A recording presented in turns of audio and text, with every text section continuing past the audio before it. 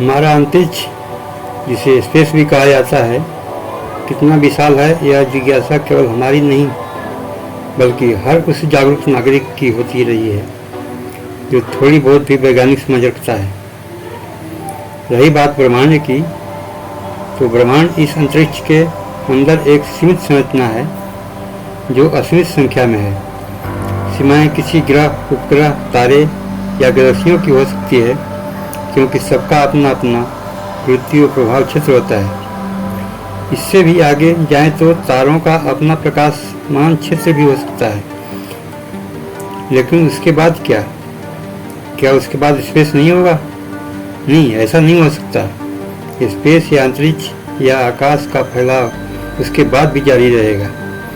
यानी अंतरिक्ष को किसी सीमा में नहीं बांधा जा सकता, यह अनंत है। इस महाविशाल अंतरिक्ष में जगह जगह अनेकों ब्रह्मांड यानी ब्रह्मांड अर्थात पिंडों का संसार अर्थात गैलेक्सियों का संसार फैला हुआ है। उन्हीं में से एक गैलेक्सी मंदाकिनी के सौर परिवार में स्थित पृथ्वी नामक ग्रह के जैविक वातावरण में हमारा जीवन पनप रहा है। जबकि हमारे सौर परिवार के अलावा असंख्य तारों का परिवार हमारी गैलेक्सी में ही मौजूद है और असंख्य गैलेक्सियाँ भी अंतरिक्ष में मौजूद हैं। इस प्रकार जब अनंत विस्तार वाले अंतरिक्ष में जब अनंत आकाश गंगाएं मौजूद हैं, तो पृथ्वी के अलावा भी असंख्य ग्रहों पर जीवन की संभावनाएं भी अनंत हो सकती हैं। परंतु अंतरिक्ष के हिसाब से हमारी विकसित अवकाश अभी उतनी ही है जितनी कि हमारे आकाश में उड़ती एक चील की अवकाश पूरी पृथ्वी के हिसाब से होगी। फिर भी हम अपने दिमाग के हिसाब से इतना विकसित तो हो ही चुके हैं कि कल्पना की उड़ान तो भर ही सकते हैं कुछ नया वैज्ञानिक सत्य प्राप्त करने के लिए। इसी कड़ी को आगे बढ़ाते हुए एक ऐसे सत्य पर प्रकाश डालने की कोशिश करेंगे जिसे वैज्ञानिकों ने ब्लैक होल का नाम दिया है। इसमें सबसे पहला नाम जॉन मिचेल का आता है, जिन्होंने सन 1783 में कहा था कि अंतरिक्ष में एक ऐसी भी जगह है जहाँ से प्रकाश भी वापस नहीं आता। इसी एक रीजन से बाद के समय में सभी वैज्ञानिकों ने ब्लैक होल के नाम से ही प्रकृति के इस सच को उजागर करने की कोशिश की। ब्लैक होल के ऊपर सबसे लेटेस्ट तथा सबसे ज़्यादा कार्य स्टीफन हॉकिंग का रहा, जिसमें हॉकिंग रेडिएशन मुख्य रूप से उल्लेखनीय है। यहाँ एक बात ध्यान देने योग्य है कि ब्लैक होल नाम उसकी प्रक्रिया को नहीं दर्शाता। अगर थोड़ा प्रैक्टिकली गौर करें तो इसे समझना ज़्यादा आसान होगा।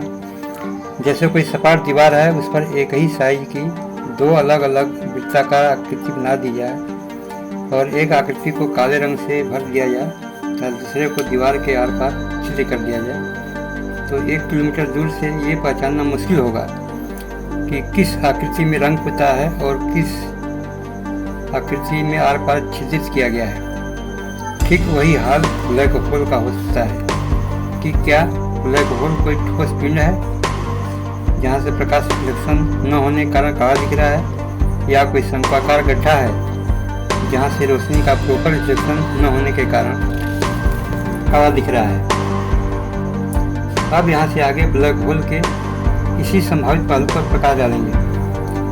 इसे हम धरती पर सामने होने वाले घटनाओं के आधार पर समझाने की कोशिश करेंगे।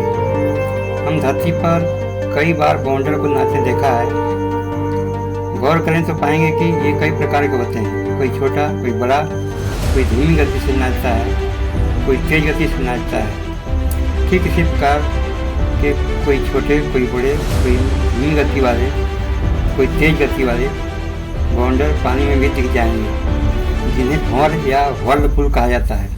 कई तो विशाल आकृति के होते हैं जिन्हें साइक्लोन या चक्रवात के नाम से जाना जाता है।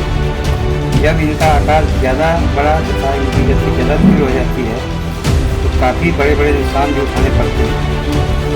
इनका समय अंतराल भी कोई छोटा, कोई मध्यम, कोई बड़ा होता है। कोई तो मिनटों में शांत पड़ जाते हैं तो कोई घंटों टिके रहते हैं, कोई महीनों तक अपनी स्थिति बनाए रखते हैं। इस दौरान वे काफ़ी लंबी दूरी भी तय करते हैं। सुनने में तो यह भी आता है कि बृहस्पति ग्रह पर बाउंडर ऐसा भी है जिसमें पूरी पृथ्वी समा जाए। उसका समांतर भी इतना बड़ा है कि वह 450 साल से चला आ रहा है और अभी भी कायम है। अब सवाल यह है कि जहाँ हवा तथा पानी दोनों नहीं न हो, तो क्या वहाँ भी इस तरह की प्रक्रिया होती है? तो हमारी समझ से इसका उत्तर हाँ होगा, लेकिन कैसे? तो आइए समझने की कोशिश करते हैं। अगर बारीक से समझें तो किसी न किसी रूप में ऐसा ऊर्जा का ही तांडव है। हवा का नाचना या पानी का नाचना या बादलों का नाचना सभी ऊर्जा से ही प्रभावित होते हैं। पहाड़ों से बहते झरने, चिपकी मिट्टी या लुढ़कते पत्थर सभी किसी न किसी रूप में ऊर्जा से प्रभावित होते हैं। ये सब हमारे आँखों के सामने होता है तो आसानी से देख और समझ पाते हैं, परंतु इतनी सूक्ष्म जैसे परमाणु स्तर पर ये प्रक्रिया हो तो इनको समझने के लिए दिमाग की जरूरत होगी, क्योंकि इसे हम सीधी आंखों से नहीं देख पाते। ठीक उसी प्रकार यही ऊर्जा की प्रक्रिया जब आकाशीय पिंडों के संदर्भ में संपन्न हो तो भी दिमाग की जरूरत होगी, क्योंकि उनका आकार और उनके बीच दूरी इतनी ज़्यादा होती है कि उन्हें भी सीधे आंखों से नहीं देखा जा सकता। लेकिन आज हम इतना तो जानते हैं कि करीब करीब सभी पिंड अपनी धुरी पर स्पिन करते हैं। सभी पिंड किसी न किसी अपने से बड़े पिंड का परिभ्रमण करते हैं, यानी छोटा बड़ा हर आकाशीय पिंड या तो सीधी गति या कोणीय गति कर रहा होता है, अर्थात वह स्थिर नहीं है। अगर दूसरे शब्द में कहें तो हर पिंड नाच रहा है, अर्थात चक्कर लगा रहा है, चाहे खुद का या किसी और का। अब यहाँ ध्यान देने योग्य यह है, सारे पिंड नाच रहे हैं। बॉन्डर की तरह इनमें प्रक्रियागत समानता साफ परिलक्षित होती है, परंतु हम इन्हें किसी और नाम से जानते समझते हैं। इससे भी बड़ा आश्चर्य तब होता है जब इस प्रक्रिया को हम गैलेक्सी के संदर्भ में देखते हैं, जहाँ लाखों करोड़ नहीं बल्कि अरबों खरबों की संख्या में छोटे बड़े पिंड एक साथ एक ही धुरी पर नाच रहे होते हैं, जिसके केंद्र में बने शंक्वाकार आकृति को ब्लैक होल के नाम से जाना जाता है।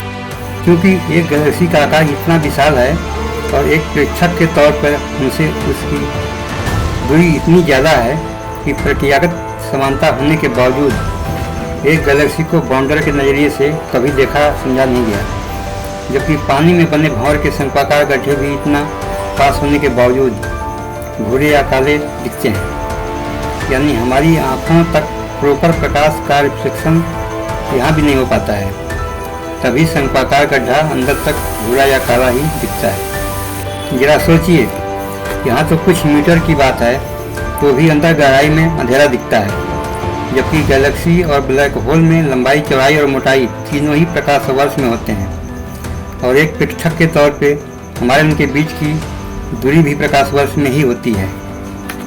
अब इस भंवर को जरा गौर से देखें, जहाँ से पानी शंक्वाकार रूप में नाचता हुआ अंदर को जा रहा है, लेकिन हमें अंदर शंकुनुमा गड्ढे में लास्ट हिस्से तक दिखाई नहीं दे रहा है, क्योंकि गहराई वाले भाग से शंकु की दीवार प्रॉपर रोशनी रिफ्लेक्शन नहीं कर पा रही है, जबकि यह दृश्य बिल्कुल पास से कैप्चर किया गया है। तो जरा सोचो, इस प्रकार की शंकुनुमा प्रक्रिया विशाल गैलेक्सियों के बीच चल रही हो और हम सैकड़ों प्रकाश वर्ष दूर से देख रहे हों, और शंकुनुमा गड्ढे की गहराई भी अरबों किलोमीटर में हो, तो अंदर के भाग से प्रॉपर रोशनी हमारी आंख तक कैसे आएगी? अर्थात वह भाग अंधेरा ही रहेगा और हमें काला ही दिखेगा। और एक बात और जान लें कि वहाँ कोई हवा या पानी का बाउंडर नहीं हो रहा है, बल्कि अत्यधिक दाब में भारी पदार्थ की संरचना घूम रही है। वहाँ का गुरुत्वाकर्षण भी हमारी सोच से कहीं परे होगा, तापमान भी करोड़ों डिग्री से ऊपर होगा। वैसे में वह अवश्य प्रकाश उत्सर्जित करेगा, लेकिन वहीं तक का भाग हमें चमकीला दिखेगा जहाँ से प्रकाश किरणें लंबवत हमारी आँख तक आएंगी। इसके अलावा गहराई वाले शंक्वाकार भाग से प्रकाश किरणें लंबवत हमारी आँख तक न आने के कारण वह स्थान काला दिखेगा।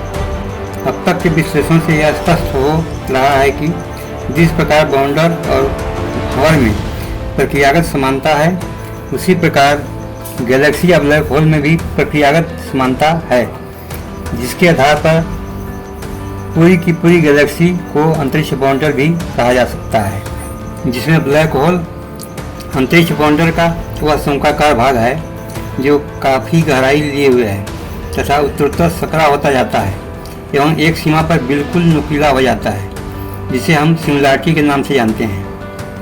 अब इसके आगे कुछ और पहलुओं पर ध्यान देने की जरूरत है। जैसे धरती पर कई प्रकार के बाउंडर बनते हैं, उसी तरह गैलेक्सी रूपी बाउंडर भी कई प्रकार के हो सकते हैं। कुछ का आकार लंबे समय तक स्टेबल हो सकता है, कुछ लंबे समय तक आकार बढ़ाते रहते हैं, कुछ लंबे समय तक आकार घटाते रहते हैं। सबके अलग अलग कारण भी होंगे। जरूरत महसूस हुई तो इसे एक अलग वीडियो में बताया जा सकता है, परंतु एक घटना का जिक्र अवश्य करेंगे, वह भी प्रक्रियागत उदाहरण के साथ। यह घटना है गैलेक्सियों के आपस में विलय की। या इस छोटी सी जलीय घटना को गौर से देखें कि कैसे दो भंवर बनते हैं और आपस में विलीन होकर एक बड़ा भंवर बना देते हैं। ठीक इसी प्रकार गैलेक्सियाँ भी एक दूसरे में विलीन हो सकती हैं।